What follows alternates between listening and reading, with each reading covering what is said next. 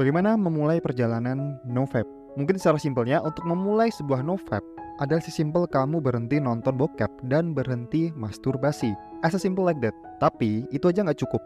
Nofap journey adalah sebuah perjalanan yang sangat amat panjang, dan logikanya sebuah perjalanan panjang dibutuhkan bekal dan perencanaan yang sangat matang. Oke, sebelumnya aku ucapkan selamat kepada dirimu karena kamu telah membuat sebuah keputusan untuk perubahan besar yang ada dalam dirimu. Sebuah perubahan yang akan merubah hidupmu dengan drastis. Aku salut kepada dirimu yang udah berani mengambil keputusan yang gak diambil oleh sebagian besar masyarakat. Ketika pandangan masyarakat tentang pornografi dan masturbasi adalah hal yang normal dan menyehatkan, kamu dengan sangat berani mengambil langkah yang berbeda untuk kehidupanmu. Sebuah perubahan atau transformasi yang besar pasti melewati ketidaknyamanan. Jadi kalau emang kamu udah mantap untuk memulai perjalanan nofapmu, kamu harus siap-siap dengan beberapa ketidaknyamanan tersebut ya. Makanya fungsi dari perencanaan dan persiapan tersebut adalah untuk meminimalisir rasa sakit yang timbul dari ketidaknyamanan tersebut. Oke, selamat datang di channel Mahardika Club. Channel ini berfokus membantu kalian untuk berhenti kecanduan pornografi dan membantu memulai kehidupan 2.0 kalian dengan lifestyle yang lebih produktif. Oke, persiapan pertama yang harus kamu lakukan adalah tuliskan alasan kamu memulai perjalanan ini. Kebanyakan para cowok-cowok di luar sana yang menonton pornografi karena didasari oleh rasa bosan. Dan emang ini adalah faktor paling besar kenapa orang bisa menonton pornografi. Nah, di luar sana orang-orang menyebut nofap memiliki manfaat yang dapat memberikan kekuatan super. Karena setelah mereka melakukan nofap, hidup mereka berubah. Nah, setelah membaca beberapa testimoni sukses dari orang-orang yang udah berhasil melakukannya, kita jadi semakin semangat untuk segera melakukannya. Tapi, hati-hati, ini jebakan. Berdasarkan pengalamanku sendiri, berbekal testimoni dari beberapa orang yang udah berhasil melakukannya, nggak akan cukup. Nah, kamu harus mengetahui alasan terbesar kamu untuk memulai perjalanan nofap bukan karena testimoni dari orang-orang. Kamu harus mengerti apa sih yang kamu butuhkan dari nofap ini yang dapat merubah hidupmu. Nah, kamu bisa menulis alasan tersebut dalam sebuah buku tulis gitu ya. Berikan alasan-alasan positif kenapa kamu mau memulai perjalanan nofap ini. Contoh ya, misal ya, pertama, kamu pengen lebih percaya diri. Kedua, kamu ingin lebih produktif dalam hidupmu. Tiga, kamu pengen mendapatkan perhatian dari cewek-cewek di dunia nyata. Dan masih banyak lagi alasan-alasan positif yang akan membuatmu termotivasi untuk melakukannya. Kamu sendiri yang tahu. Nah, selain membuat alasan-alasan positif tadi, kamu juga harus membuat akibat-akibat yang kamu terima kalau kamu nggak melakukan nofap.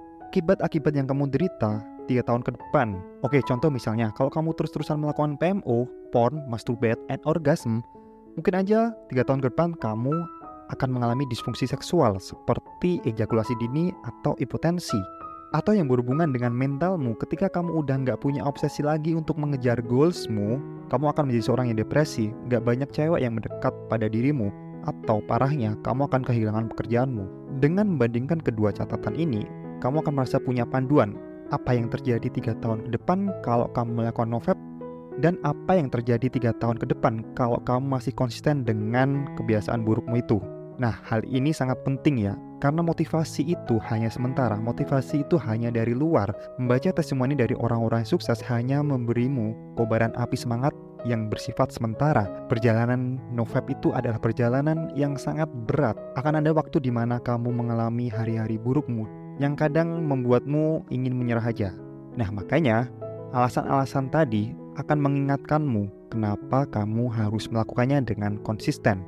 Nah, langkah kedua yang harus kamu lakukan adalah dengan menghapus seluruh video pornografi yang kamu punya dan hapus semua browser history yang berkaitan dengan pornografi di komputer kamu atau di HP kamu. Nah, ini penting banget ya, terutama di awal-awal penyesuaian ketika kamu mulai perjalanan ini. Nah, karena otak kamu udah terbiasa dengan asupan-asupan dopamin yang didapatkan dari tayangan pornografi. Menurutku nggak perlu alasan ilmiah kenapa kamu harus menghapus bokepmu ya. Karena setiap habit pasti dimulai dari sebuah trigger. Nah, trigger orang melakukan masturbasi adalah kebanyakan karena menonton pornografi. Nah, banyak dari teman-temanku yang gak rela menghapus seluruh koleksi bokepnya karena katanya untuk mendapatkan seluruh koleksinya ini memerlukan waktu yang gak sedikit.